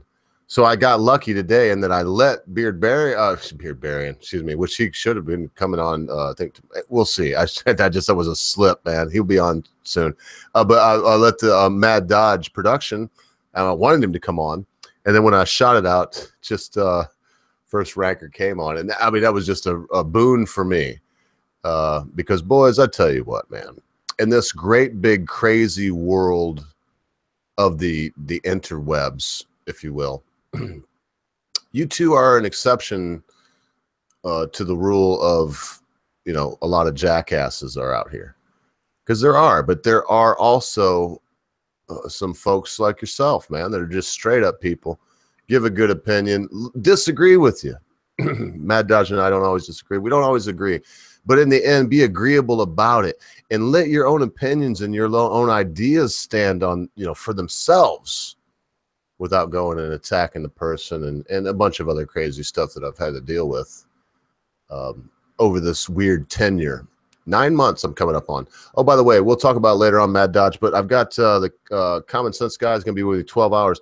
When I hit 1,000, I'm going to do a 24-hour stream, but I'm going to do a little bit different than Staggerson did. If you'd be up for hosting like 4 hours of that, let me know. I'm going to pass out like 2, 3, 4 hours, however long somebody wants to. And that way, I mean, it'll always be on in my computer, obviously, or it won't go. But and then if my internet drops, I mean, there's a million things. But would like to have you on and have you as a guest host. And not that I wouldn't like to have you First Ranker, but you just came around, man. This is like old school friends. There's only so many hours in 24. So, yeah. Hey, folks, thanks for showing up, man. Check this music out.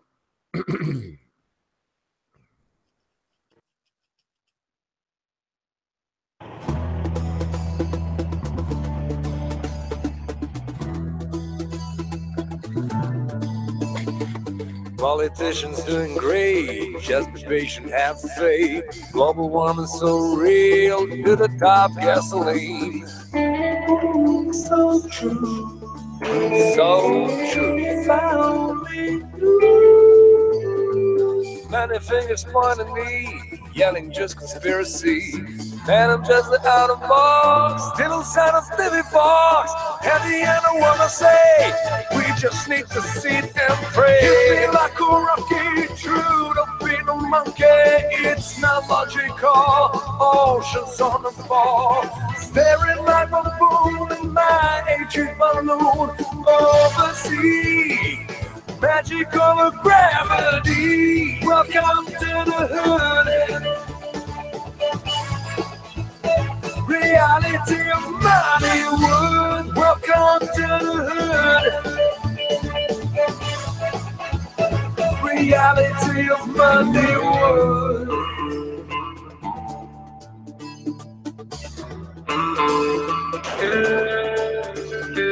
The biggest crime is in a bank, call it just a money prank. But these men walking still free, folks are calling misery. So true, so true. Only you. Moon is acting very strange, falling out of sun range. Building tons of concrete, kicking nature to defeat. At the end, I wanna say, we just need to sit and pray. Treat me like a rocky, true, don't be no monkey. It's not logical, oceans on the ball. Staring like a fool in my aging balloon flying overseas. Magic over gravity, welcome to the hood. Reality of Moneywood, welcome to the hood. Reality of Moneywood.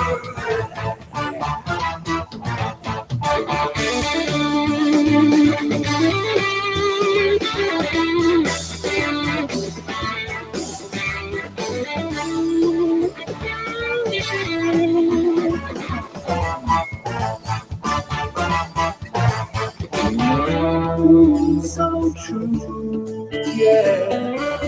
Only you. monkeys to the space, call it just the human race. Kids are dying from disease, on the bottom of the list. At the end I wanna say, we just need to sit and pray. Hit me like a rocky, true to being a monkey. It's not logical, oceans on the ball. Staring like baboon in my aging balloon. Over the sea, magic of gravity. Welcome to the hood. Reality of Moneywood. Welcome to the hood. Reality of Moneywood.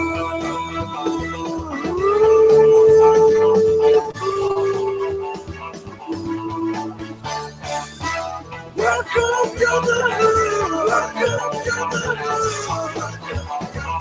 Reality of Moneywood. I hope you get what you need. Oh, that's pretty good. Golly Music. I think most people watching right now probably know that was Golly Music. One of my favorites. Sorry about the black screen, man. I just got up to do some other stuff. Stretch my legs. Didn't realize what's happening. So here's the end. Buttercup, you might not be where I can hear you, but I sent you a little thing. I'll be looking for you. If not, I'll send you another link to something else. We'll have a little chat. I'll see myself out. Oh, thank you so much, First Ranker. I didn't know you were still here. Thank you, brother. Yep. Have a good one. Yeah. Blessings to your family. Yeah, it was a wonderful time. Wonderful time today. Hope to have First Ranker and Mad Dodge back. So here we go. This is going on. If you didn't hear it live, go back and watch the beginning of this. I laid it out pretty good. Yeah, I'm here for fun, and I was thinking about some other people. Common Sense Guy said he was free, and I know sometimes, you get bored on a weekend, he would come by. So I broke off the lecture that I had planned and got to just jaw on, but it's there.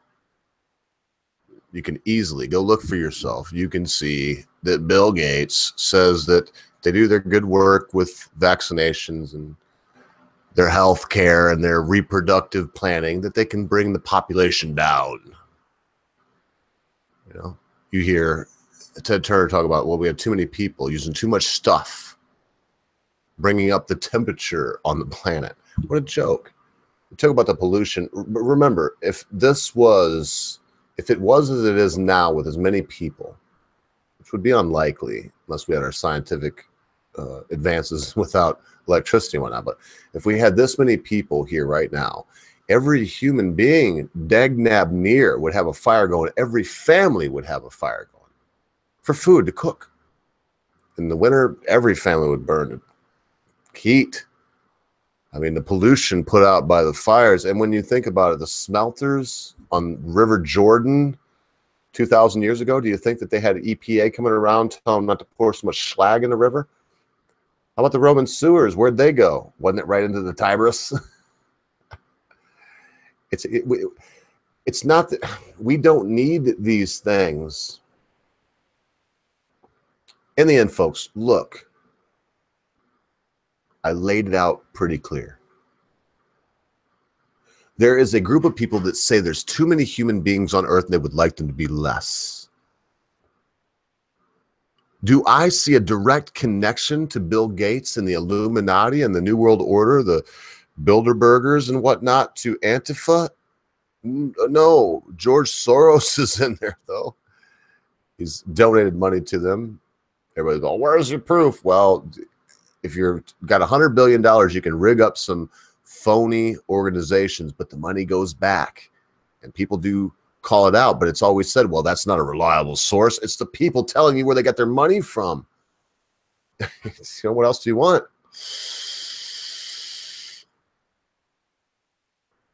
What's going to end up happening? Who knows? I don't think I'll be alive to see it. But they're ramping up this symbolic interactionalism. They're ramping up this cultural Marxism, this conflict theory invented and dreamed up by Karl Marx himself.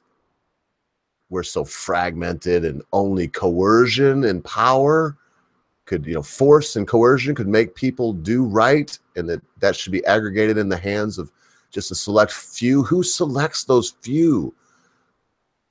Just watched a video of a nurse getting just manhandled by this dagnab piece of garbage cop because she wouldn't give him blood samples he did not have a warrant for. She was protecting someone through their rights, and he just took her to jail. I hope that cop, kidnapping, assault and battery, the whole 9 yards, false imprisonment, false arrest, the whole 9 yards, trying to obtain a specimen without a warrant, the whole 9 yards. Why aren't there laws that govern the police that way? They're not enforced, and they're not like they should be. There should be a law that says obtaining a specimen without a warrant, and there should be some kind of penalty to that. Am I all for penalization? Am I all for... No, not really. I've been involved with law enforcement in my life. I don't want to see anyone go through that unless they're doing something wrong. And for me, there was at least once where hey, wasn't doing right. And there should be laws about being a dummy. I'm going to leave it at that. You guess what I was doing that was dumb. But to think that this cabal that does exist, that say they exist, that say they want to bring humanity down, that put up Georgia Guidestones as commemorations to it, that get together in Bohemian Grove and get together all over the world, Bilderberger Group, that have their clubs, the Trilateral Commission, the CFR, Council on Foreign Relations, that have their groups, that have their ways and means, that say they don't want a bunch of us here, that there's too many of us, that we use too many things. They have mansions and fly around in jet planes.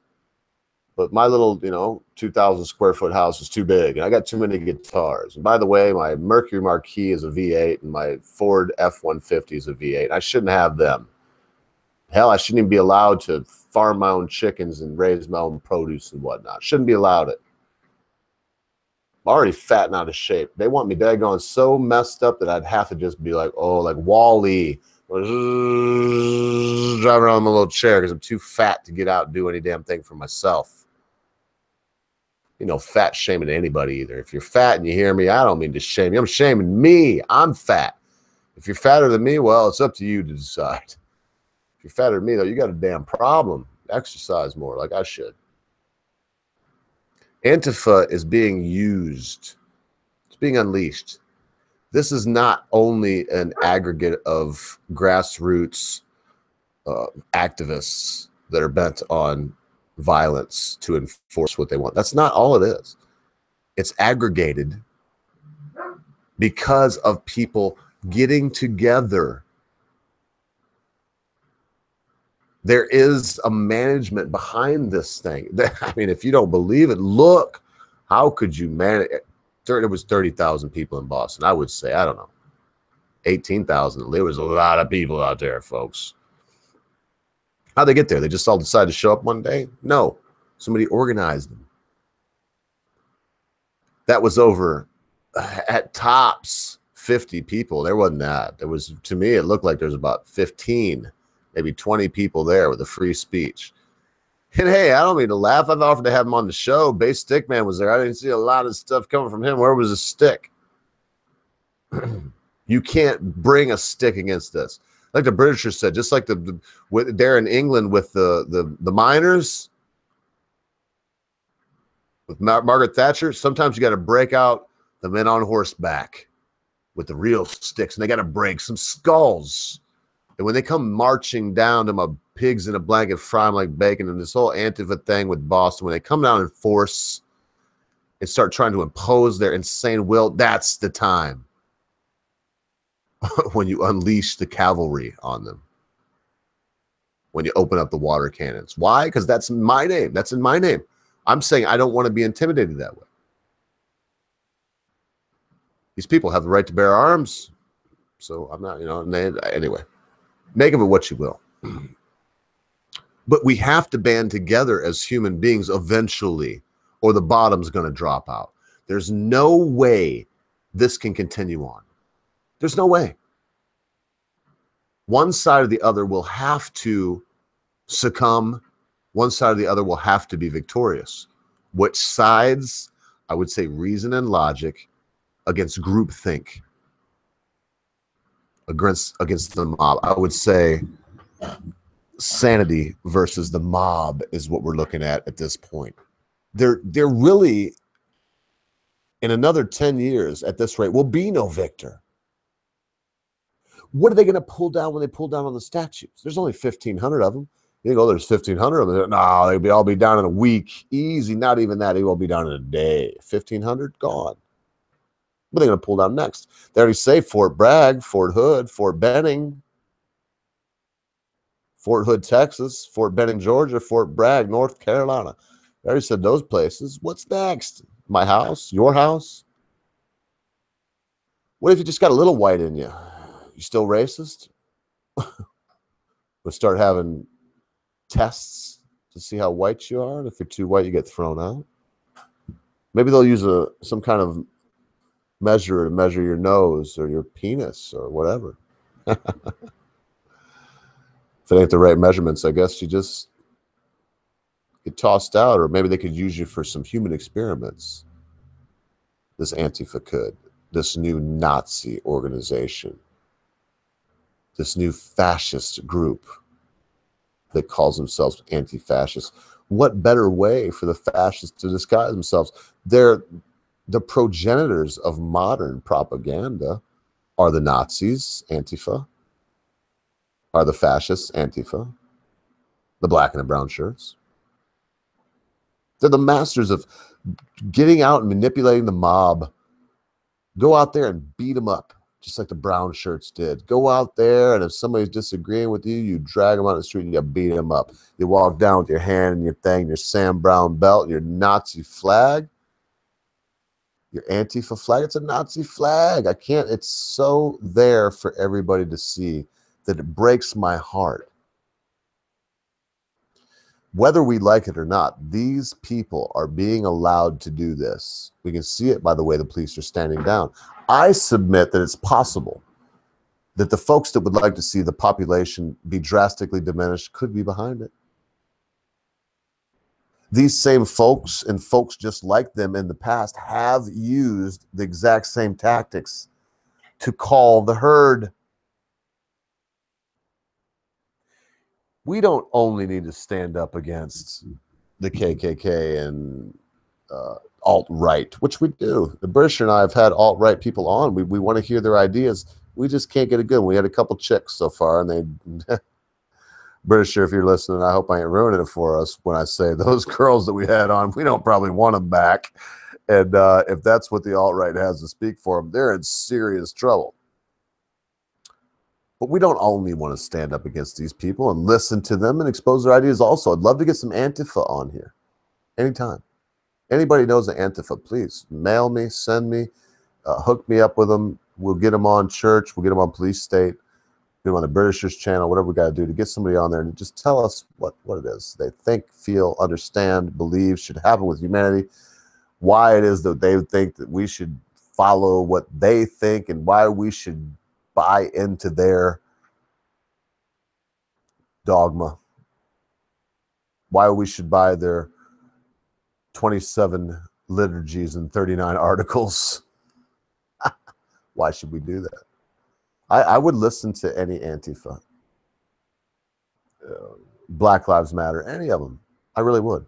Don't expect more out of me than you get out of the Britisher now, mind you, or out of Tucker Carlson. I mean, I'm not going to sit here and take a bunch of I'll listen to it. I'll listen to ideas, but I would counter them, and I would ask for a deeper explanation. Look, in the end, please check out conflict theory. Check out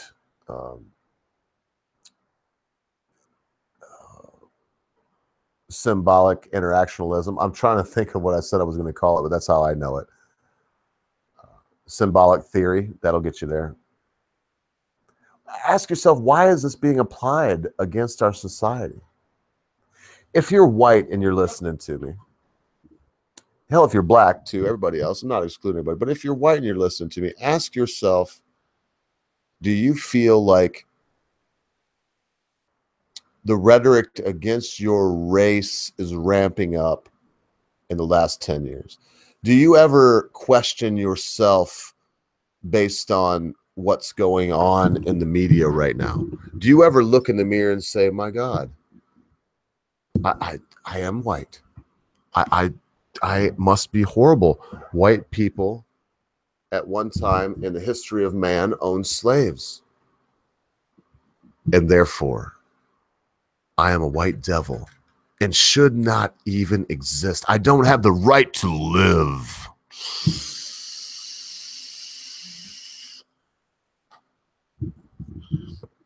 I mean, after all, if you're not, according to conflict theory, you're part of these fractioned pieces of society.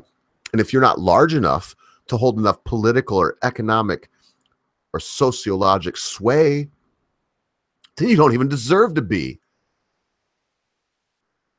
Black lives matter. They do, of course. White lives matter. White existence and culture matters. I can't believe I'm saying this. I really can't. But we don't want to let what it is to be white die out. We don't want to let what it is to be have a European influence on our society die out. For me, I'm Jewish by blood, but very largely what I am is affected by the British Empire. Very largely. I speak English. I eat boiled dinner. Love mashed potatoes and boiled stuff with lots of salt. Can't understand why anybody would eat a frog or a snail. You know, largely what I am, I owe and can trace back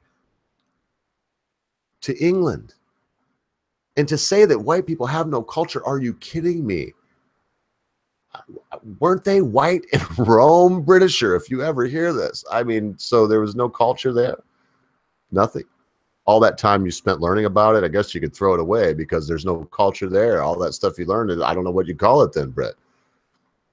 You know, you used to think you knew a lot about Roman culture. They don't have any. The Greeks, I mean, I could go on and on. Why am I saying this at risk of someone seeing it and saying that I'm an alt-righter or a white supremacist, which can't be a white supremacist. I'm Jewish. I guess I could be an alt-righter. They say Milo is. He's Jewish. They say, they could say I'm whatever they want.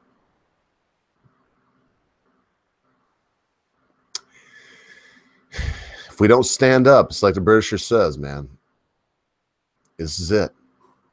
The last bastion of free speech is right here in the good old US of A. The last place where they can't arrest you for a tweet or teaching your dog to do a silly trick is here. Am I going to allow the idea that someone may call me a white supremacist stop me from saying the truth that white people right now are the most discriminated against group of folks in the United States? They're the only people that you can attack with impunity. Even white folks attack the white race with impunity. I listen to Tommy Sotomayor. And I mean, there's this really great clip where he talks about moving into a white neighborhood and these people brung his back. I mean, there's this whole clip where he talks about the difference between whites and black neighborhoods. I'm not even going there where Tommy Sotomayor is gone.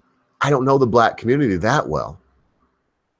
I don't know the Hispanic community. I just know that there is a La Raza, the race, everything for the race and nothing for anyone else. I know that there's a Black Lives Matter. I know that the vast majority of everyone that doesn't look like me says that I am a racist because of the color of my skin. I do know that when people like me point to Martin Luther King Jr., where he said, I dream of a day where a man would be judged by the content of his character and not the color of his skin. And they mock and they take the power away from that. Martin Luther King took beatings, and his people did. They were bitten by dogs. They didn't wear masks. carried clubs. The power in what they did was that they didn't even fight back. That is Christ-like in its action. And whether or not you believe in the mythos of Jesus Christ as I do, you have to look at the story and say, wow, any human being that would take that kind of abuse, like Jesus of Nazareth, Yahushua, like Martin Luther King did, deserves some reverence. We should revere them.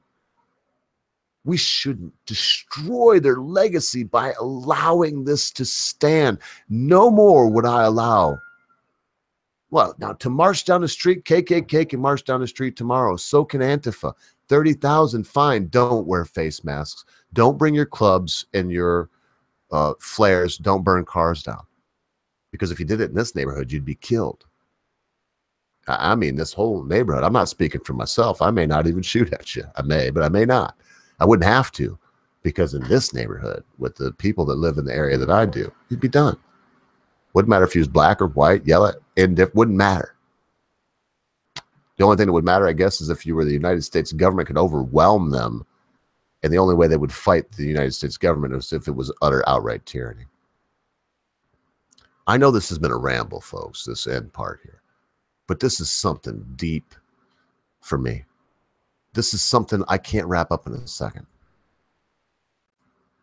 Psychology is something I've studied for years. I pull a face and make jokes and do a lot of things to get away from the idea of what mankind is becoming. I'm trying to be a doomsayer, not a total doomsayer. I'm not trying to be end of the world kind of guy. I'm just telling you that when you look at what's happening right now, set that against, juxtapose that with history, you can see the internal division of the United States of America looks very similar to what was happening in Rome in 300 AD, in 300 CE, whatever you want to call it, in the year 300. The internal division that by 400 was gone. Rome was nothing left, hardly. They were going down into ruin. Why would we want to let that happen here? All right, well, I just got a little message from Buttercup, so I'm getting out of here. Hope you can hear me, Butter. Come on in. If somebody comes in with us and disturbs our peaceful repose, I will find somewhere else for us. Remember, everybody, be good to your friends, be good to your family members, be good to your loved ones. Be quick to say you're sorry. Be even quicker to accept an apology, especially when that thing your friend, your family member, your loved one has done seems to be so huge you'll never be able to forget about it. Because constant viewers, fellow Americans, people around the world, you commies too, at a time you think not. Your friends, your family members, your loved ones, your life, and your cause, Antifa, will depart from you.